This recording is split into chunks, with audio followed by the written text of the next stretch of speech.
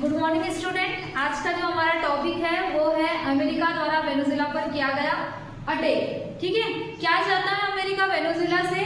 तो आज हम चर्चा करेंगे कि यूएसए और वेनेजुएला के बीच संघर्ष की स्थिति क्यों उत्पन्न हुई है। ठीक है, तो सबसे पहले इसकी अमेरिका और वेनेजुएला की ज्योग्राफी की स्थिति देख लेते हैं।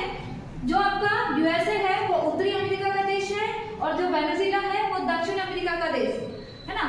तो जो वेनेजुएला है ये दक्षिण अमेरिका का एक छोटा सा देश है जिसकी राजधानी क्या है आपकी काराकस। और यहाँ के जो राष्ट्रपति है निकोलस मादुरो, क्योंकि ये हाल ही में चर्चा में आ गए हैं। अमेरिका द्वारा जब अटैक किया गया वेनेजुएला पर तो वहाँ के जो प्रेसिडेंट थे निकोलस मादुरो, उनको क्या कर दिया गया, उनके बेडरूम से जो उठा के लेके आया गया है ना। तो इसके बारे में हम अभी देखेंगे। ये 4 बार के जो है प्रेसिडेंट बने हैं। 2013 से जो है लगातार जो है वहां पर शासन कर रहे हैं, कहां पर, वेनेजुएला में। अब इसकी कहानी देखने से पहले इसकी ज्योग्राफिक स्थिति देखते हैं कि ये मतलब वेनेजुएला में जो तेल का जो उत्पादन है वो कैसे हुआ है। इसकी अगर इकोनॉमिक की बात करूं तो ये मुख्य रूप से जो है तेल पर चलती है ना। इसके अलावा यहाँ पर सोना और गैस भी मिलते हैं।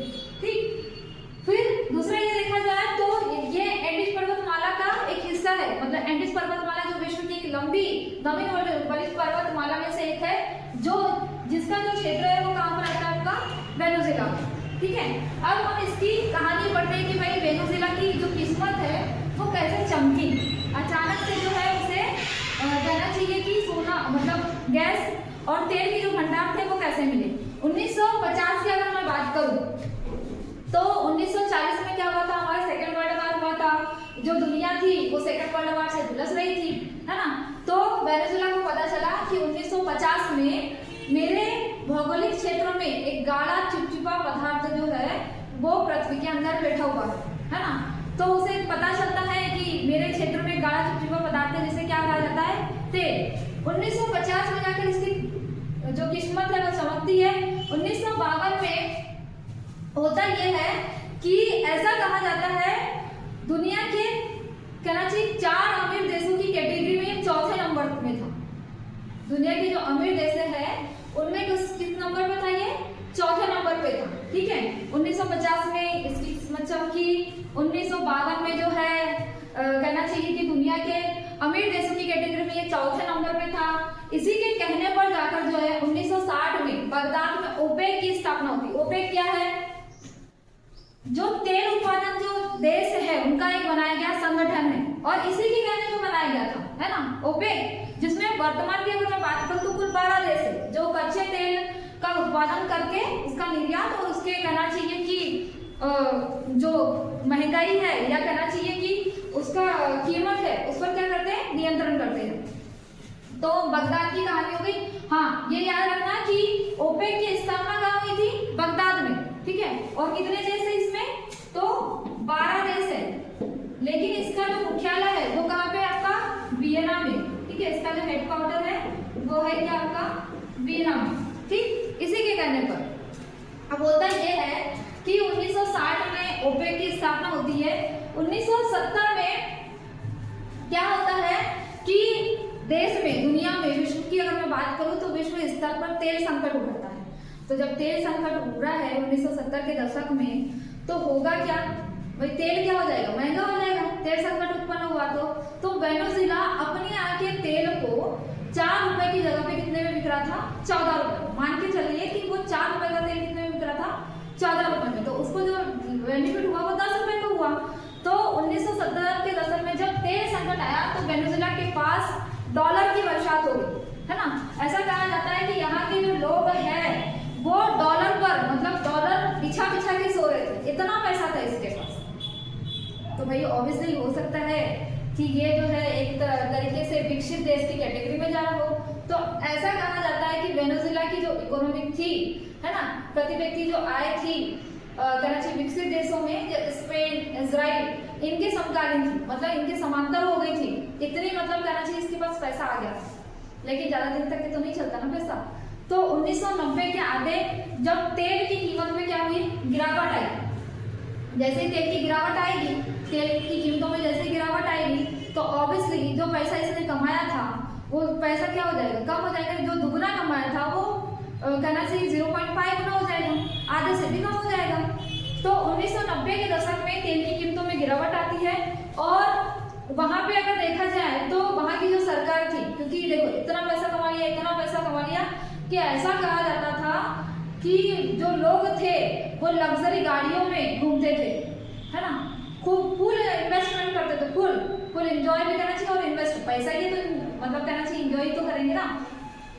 फिर होता ये है कि 1976 के दशक में, 1970 में तेल संकट आया, 1976 में अपने यहाँ की जो कंपनी थी, है ना, जो कंपनी थी उनको क्या कर रहा था, ये राष्ट्रीयकरण कर रहा था। राष्ट्रीयकरण का मतलब क्या होता है भाई? राष्ट्रीयकरण का मतलब होता है कि जो प्राइवेट लिमिटेड कंपनी अगर मैंने इसका राष्ट्रीयकरण कर दी तो डायरेक्ट किस केस में आ जाएगी? गवर्नमेंट केस में आ जाएगी। मतलब कुल मिला के नियंत्रण क्या करना चाहिए, जो पैसे है या वहाँ के जो कर्मचारी को जो वेतन भरते हैं वो कौन देगा? आपका गवर्नमेंट देगा। तो जो ये कंपनी थी PDVSA जो कंपनी थी वो किसके नियंत्रण, मतलब कैसी कंपनी हो गई है? राष्ट्रीयकरण, ठीक है, सरकार ने इसका राष्ट्रीयकरण कर दिया। अब 1990 में तेल की कीमतों में गिरावट आती है तो इसकी बर्बादी यहाँ से शुरू होती है, ठीक है। इसके पहले भी कहानी धीरे धीरे बढ़ रही थी, लेकिन यहाँ से इसकी जो है वेनेजुएला की बर्बादी 2018 में यहाँ की जो महंगाई है वो 1,30,000% के हिसाब से बढ़ रही, इतनी महंगाई है।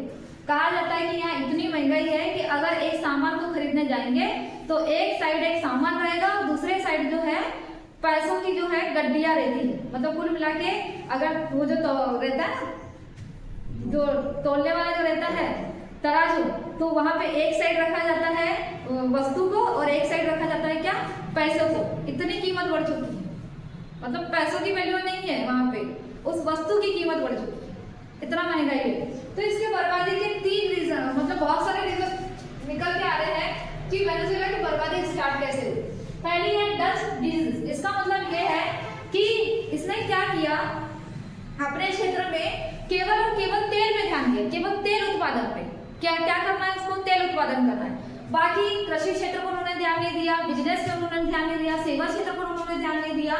तो भाई अगर किसी व्यक्ति को अगर सुई भी लग रही है तो वो क्या कर रहा है? पूरा आयात कर रहा है ना, सभी चीजों का आयात कर रहा है, खाने पीने की सभी चीजों का आयात कर रहा है। तो वो क्या हो गया? दूसरे देश पे क्या हो गया? डिपेंड हो गया। सामने वाले ने नहीं भेजा, या हो सकता है कि सामने वाले ने उसे महंगा दिया तो महंगा ही खरीदना पड़ेगा। तो कुल मिला के बोला गया कि इसने जो है डच डिजीज के माध्यम से, इसका मतलब ये है कि जो सामान थे, है ना, उसको पे आयातित था, केवल तेल क्षेत्र पर जो है पूरा का पूरा ध्यान दे दिया, है ना। सुई भी अगर खरीदना है तो वो दूसरे देश से आयात कर। दूसरा ये रीजन है कि पॉपुलिस्ट नीति लेके आया था 1999। इसका मतलब ये है कि इसने क्या करा? मुफ्तखोरी को बढ़ावा दे दिया। जो सरकारी जो योजना है वो free free free free free, ये भी लेके जाओ, ये भी लेके जाओ, ये भी लेके जाओ। तो लोगों में मुफ्तखोरी बढ़ गई। बोले आयता मिल रहा है तो क्यों करें हम जाए कमाने को, है ना, जब आयता खाना मिलेगा तो हम क्यों जाएंगे। तो उसमें क्या हो गया? लोगों में आलसपना आ गया।